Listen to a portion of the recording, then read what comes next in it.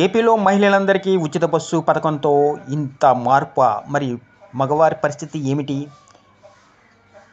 ఏపీలో ఆగస్టు 15 నుంచి మహిళలకు ఉచిత బస్సు పథకం అమల్లోకి రానుంది. రాష్ట్రంలో సుమారు 75% బస్సుల్లో ఈ పథకం అమలు చేయనున్నారు. స్త్రీ శక్తి పేరుతో ఈ పథకం అమలు చేయనున్నారు.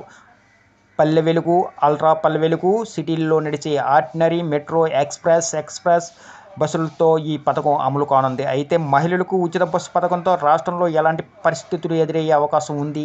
మరి మగవారి ప్రయాణికుల పరిస్థితి ఏమిటి అని దానిపై అధికారులు లెక్కలు తీస్తున్నారు. ఈ వీడియోని ఎక్కడా స్కిప్ చేయకుండా పూర్తి వరకు చూడండి. అలాగే ఈ వీడియో కానీ మీకు నచ్చినట్లయితే మీ ఫ్రెండ్స్కి, ఫ్యామిలీ మెంబర్స్కి షేర్ చేయండి. వాళ్ళకి ఇన్ఫర్మేషన్ యూస్ అవ్వచ్చు. అలాగే ఒక చిన్న లైక్ చేసి మా ఛానల్ ఎంకరేజ్ చేయండి.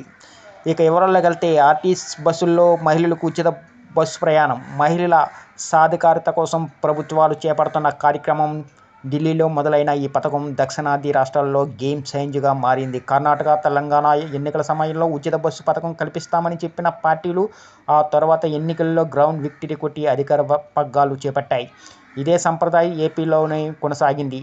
సూపర్ 6 హామీల్లో భాగంగా మహిళలకు ఉచిత బస్సు ప్రయాణం సదుపాయం కల్పిస్తామని టీడీపీ కూటమి ఎన్నికల సమయంలో హామీ ఇచ్చింది. ఇక ఇచ్చిన మాట ప్రకారంగా ఆగస్టు 15 నుంచి ఏపీలో మహిళలకు ఉచిత ప్రయాణం సదుపాయం కల్పించనున్నారు.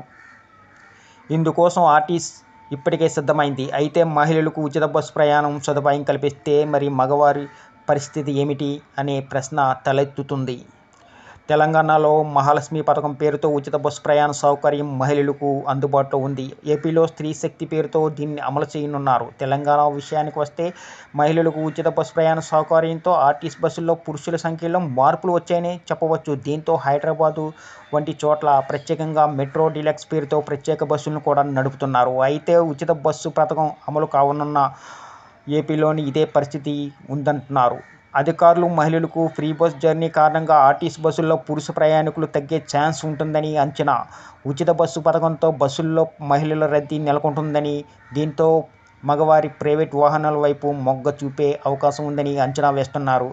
ఆంధ్రప్రదేశ్ విషయానికి వస్తే, ఏపీఎస్ఆర్టీసీ బస్సుల్లో ప్రయాణించే వారిలో 60% మంది వరకు మగవారే ఉంటే 40% మహిళలు ఉంటున్నారు. అయితే స్త్రీ శక్తి పథకం అమలుతో మహిళా ప్రయాణికుల సంఖ్య పెరగనుంది. Palle Velugu, ultra Palle Velugu, city ordinary, metro, express బస్సుల్లో మహిళలకు ఉచితంగా బస్సు ప్రయాణం సదుపాయం అమలు చేయనున్నారు. దీంతో బస్సుల్లో మగవారి ప్రయాణికుల సంఖ్య 33% తగ్గుతుందని, అదే సమయంలో మహిళల సంఖ్య 67% పెరుగుతుందని అధికారులు భావిస్తున్నారు. దీంతో ఏపీఎస్ఆర్టీసీ ఏటా 288 కోట్ల రాబడి తగ్గే అవకాశం ఉందని అంచనా వేస్తున్నారు.